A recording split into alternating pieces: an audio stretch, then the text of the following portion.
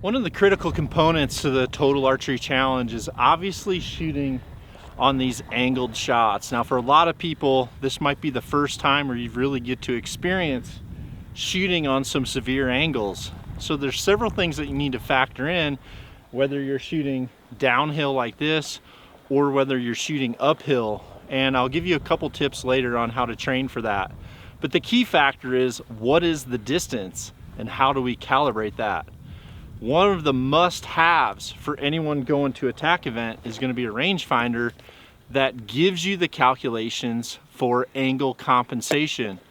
Because some people believe that if you're shooting downhill with the bow and you have a severe angle, you take yardage off. If you shoot uphill, some people add yardage.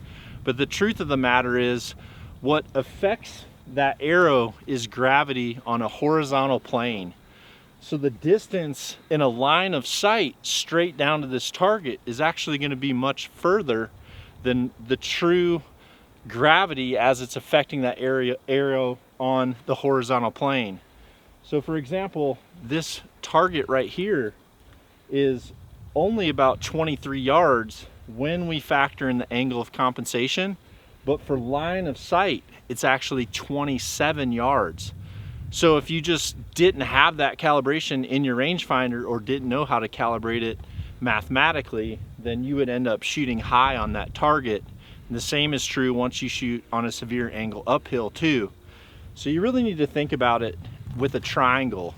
So the line of sight is going to be a much longer line going down than what the target would be to where you are on a horizontal plane. So if we have 2 points, A and B right here, but yet we're this high up, this shot here is going to be much longer distance-wise with the rangefinder if it doesn't factor in that you really only need to know that horizontal plane that's going across. So on this shot here, what I would do when it comes to the calibration part of our arc flaws formula is going to be to range this, and again, this is right at 38 degrees. We're going to make sure that your rangefinder, and I use a Leupold Full Draw 4. This is an awesome rangefinder that's going to give you the trigonometry that you need to be able to make these shots. So I'm going to go ahead and set my sight. And when it comes to proper technique of shooting a downhill shot, what I do is I'll go through my normal shot routine, focusing on my stance, my grip, my front shoulder position as I draw, my anchor, acquiring my peep sight, and then pulling through. But what I'll do is I'll simulate this exact shot just as if I was going to be making this shot on level ground, so that my technique and my T posture is proper, and then I'll simply hinge at the waist to acquire the target. Now the same would be true if I was shooting uphill. If you get in the habit of drawing straight down to the target, then a lot of times your anchor and your peep position or your arrow pressure on your face could end up being different than when you're shooting on level ground. And in those situations, you're going to end up missing simply because you don't have proper technique. So again, I'm going to draw level, I'm going to anchor properly, acquire my peep sight, make sure I'm level, I'm going to hinge at the waist, acquire the target, trust the float, and pull all the way through the shot.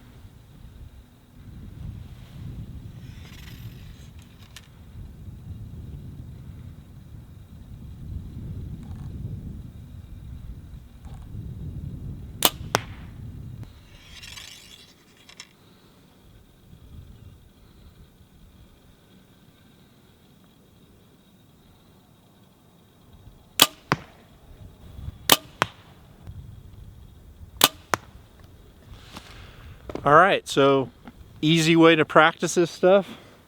I'm a fond believer of 4 arrows at a time. Helps stamina, doesn't trash too many arrows. So I just pumped 4 arrows down there. An easy exercise for you to do, especially if you don't have a lot of areas with these types of hills. The distance isn't as much as a factor as just working on the angles and building those muscles on the angles. So now I'll go ahead and go down, pull those arrows bring the bag right up here so I can work on that same thing but with an uphill shot. And we're getting great training for uphill, downhill, and just being able to look through that rangefinder and see how that rangefinder is calculating those angles. Years ago when I trained for all of the World Field Championships, I actually just had a smaller bag target like this. Works so well. Just being able to move them around to different locations, get your breath up, set the target, get back to the stake, just try to get your breath under control so you can make the next shot. But a small little area like this with a little bit of incline can just polish your skills so much. Just shoot a few, move it, change a certain degree of an element. So we got my downhills. Now I can move this target and just work on the uphills. Don't overcomplicate it for training for the TAC. You don't need a full 3D course. The training is just refining those skills right here. Just something you can move around. You're not putting in a tremendous amount of effort trying to build a course. You're building technique by just being able to change all of these elements. One of the things that's critical when you're training for the up and downhill shots at a TAC event is not necessarily the distance. You can keep the distance closer, just keep your target a little bit smaller.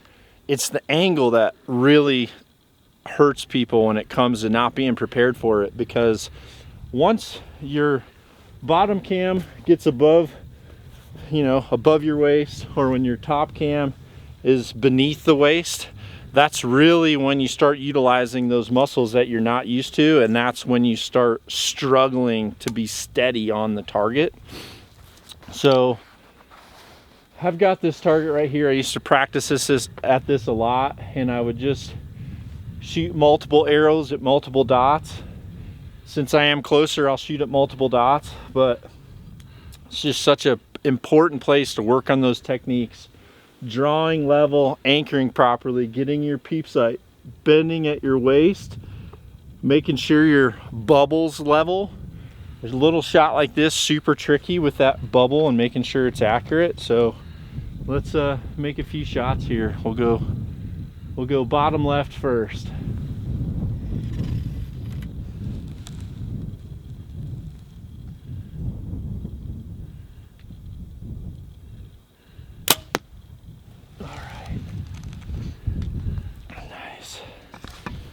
And these shots, as close as they are just tough. And your homework is gonna be to just shoot 10 rounds up, and then maybe the next time shoot 10 rounds down, or do 5 and 5. But get 40 solid arrows at a really good degree. If you can get in the 30s for degree of angle, that would be awesome. 30 degrees or above would be perfect for making these shots.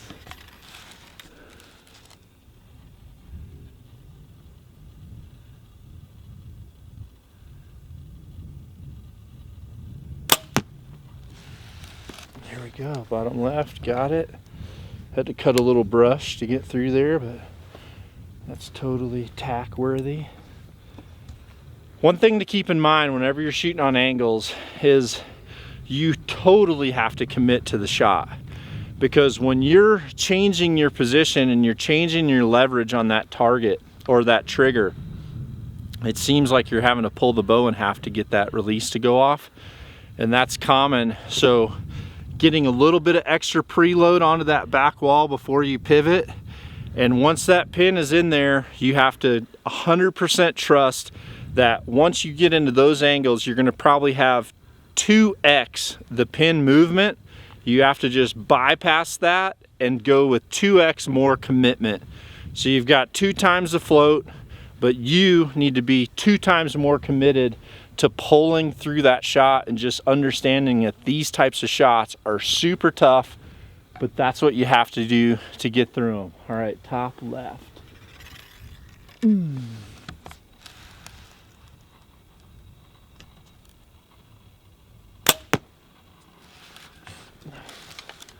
A little bit tall on these. Probably back an extra yard off. But